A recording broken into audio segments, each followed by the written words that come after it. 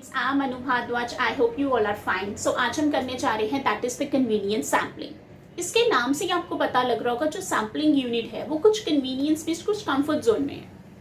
अब इस मेथड की मैंने डेफिनेशन लिखी हुई है बोर्ड पे, हम एक बार ये डेफिनेशन रीड आउट कर लेते हैं, फिर मैं आपको इसका मीनिंग समझाऊंगी। क्या है definition? Under this method by selecting the sampling units the investigator gives special attention to his convenience. मतलब जो इन्वेस्टिगेटर है सैम्पलिंग यूनिट्स, वही सैम्पलिंग यूनिट्स वो सिलेक्ट करेगा जो उसकी अपनी कन्वीनियंस के अकॉर्डिंग सैम्पलिंग यूनिट सिलेक्ट करेगा। मतलब जो उसको लगता है कि भाई ये सैम्पलिंग यूनिट मेरी कन्वीनियंस के अकॉर्डिंग है, वो उसी को ही सिलेक्ट करेगा। दैट इट मीन्स कि उसको इस चीज से कोई मतलब नहीं है जो उसने अपना सैंपल सिलेक्ट किया है, क्या वो सही है कि गलत है, क्या वो ट्रू रिप्रेजेंटेटिव है कि नहीं है, क्या वो पूरी की पूरी पॉपुलेशन को रिप्रेजेंट कर रहा है कि नहीं है। नो, वो सिर्फ अपनी कन्वीनियंस देख रहा है। दैट मीन्स कि द इन्वेस्टिगेटर जो है वो स्पेशल अटेंशन दे रहा है अपनी कन्वीनियंस को। This method of selecting the sample is also known as a chunk. हम इस मैथड को चंक मैथड भी कह देते हैं। चंक मीन्स केयरलेसनेस, वो अपनी केयरलेसनेस ही दिखा रहा है ना, उसे कोई मतलब तो नहीं है ना कि क्या ये जो सैंपल इसने सिलेक्ट किया क्या वो पूरी की पूरी पॉपुलेशन को रिप्रेजेंट कर रहा है। उसे इस चीज से कोई मतलब नहीं, मतलब वो सिर्फ अपना कन्वीनियंस देख रहा है और वो अपनी क्या दिखा रहा है, एक केयरलेसनेस दिखा रहा है।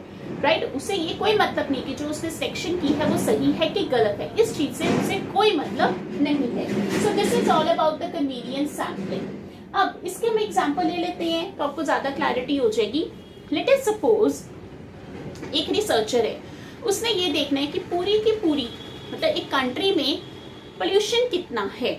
राइट, वो ये देखना चाहता है कि कंट्री में पोल्यूशन कितना है। हो सकता है कि वो रिसर्चर जो है वो दिल्ली के रहने वाला हो, तो वो क्या कहता है, इंस्टेड ऑफ कि वो पूरी कंट्री का देखे, ठीक है ना, वो सिर्फ दिल्ली का देखता है कि क्या वहां पे पोल्यूशन कितना है, कि कितने लोगों के पास गाड़ियां हैं, ठीक है, कितनी फैक्ट्रीज हैं, ठीक है ना। वो ये चीजें सिर्फ अपनी सिटी के बारे में देखता है, उसे बाकी चीजों से कोई मतलब नहीं है। मतलब वो सिर्फ अपने कन्वीनियंस देख रहा है।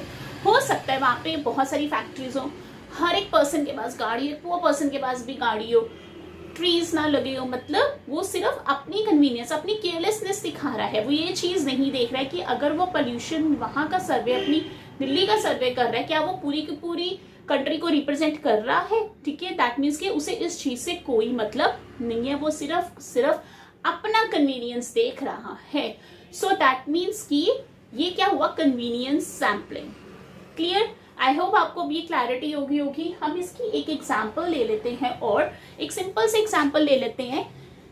लेट अस सपोज हमारे पास कुछ सैंपल यूनिट्स है, राइट। हम अलग अलग कलर्स के सैंपल यूनिट्स ले लेते हैं, ठीक है, रेड कलर के, ठीक है। फिर हम कुछ ब्लैक कलर्स के सैंपल यूनिट्स ले लेते हैं। एक सिंपल सी एक आपको एग्जाम्पल समझा रही हूँ। और ब्लू कलर की सैंपल यूनिट्स हम ले लेते हैं, ठीक है। मान लो ये रिसर्चर है, ठीक है, और वो कौन से सैंपल्स उठाता है यहां से, मान लो वो ये वाले, ठीक है, और वो ये वाले सैंपल्स उठाता है, ठीक है। वो ब्लू वाले सैंपल्स तो उठाता ही नहीं है। दैट मीन्स कि वो सिर्फ अपनी कन्वीनियंस के अकॉर्डिंग ये वाले सैंपल्स जो है वो उठाता है। दैट मीन्स उसने सिर्फ अपनी कन्वीनियंस देखी, ठीक है, उसने सिर्फ अपनी क्या देखी, कन्वीनियंस देखी, और उसने कुछ नहीं देखा। सो दैट मीन्स कि जो उसने सैंपल सिलेक्ट किए हैं वो अपनी कन्वीनियंस के अकॉर्डिंग दिया, वो स्पेशल अटेंशन अपनी सिर्फ कन्वीनियंस को दे रहा है और वो किसी को टेंशन नहीं दे रहा है।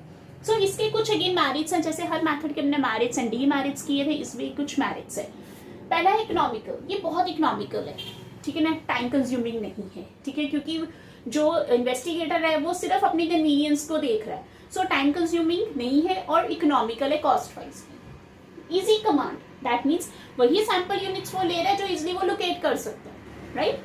Then pilot survey, pilot survey means trial basis. Trial basis means कि वो कुछ क्वेश्चंस जो है वो पहले प्री टेस्ट कर सकते हैं उनको, कुछ सैंपल्स को फाइनलाइज करने के लिए।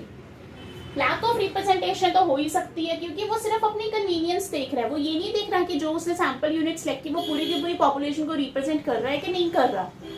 Next, personal prejudice. Convenience sampling में भी बायसनेस भी हो सकती है, ठीक है ना। कन्वीनियंस सैम्पलिंग में मे बी सैंपल बायस भी हो सकती है by the nature, right. Unsatisfactory, naturally अगर लैक ऑफ रिप्रेजेंटेशन है तो रिजल्ट भी तो अनसेटिस्फैक्टरी भी आ ही सकता है. सो अनसेटिस्फैक्टरी रिजल्ट भी हो सकता है. So this is all about the convenience sampling. Simple सा है, इसके नाम से ही आप समझ जो इन्वेस्टिगेटर है वो सिर्फ अपनी कन्वीनियंस के अकॉर्डिंग सैम्पल यूनिट्स सेलेक्ट कर रहा है, मतलब वो एक स्पेशल अटेंशन अपनी सिर्फ कन्वीनियंस को दे रहा है. So this is all about the convenience sampling. So students, I hope आपको ये मैथड क्लियर हो गया होगा. अगर आपको ये मैथड आगे, आप इसकी डेफिनेशन लिखिए, इसके बारे में बताइए, एग्जाम्पल दीजिए एंड इसके मेरिट्स एंड डीमेरिट्स की बताइए. सो स्टूडेंट्स, आप इस मैथड को पढ़िए. अगर आपको कोई डाउट है आप कमेंट सेक्शन में लिखिए. नेक्स्ट टाइम के लिए हम नेक्स्ट मैथड लेकर आएंगे, not next method, next topic लेके आएंगे.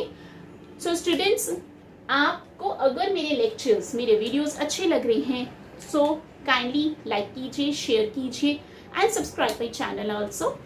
सो students, good bye, take care, नमस्कार.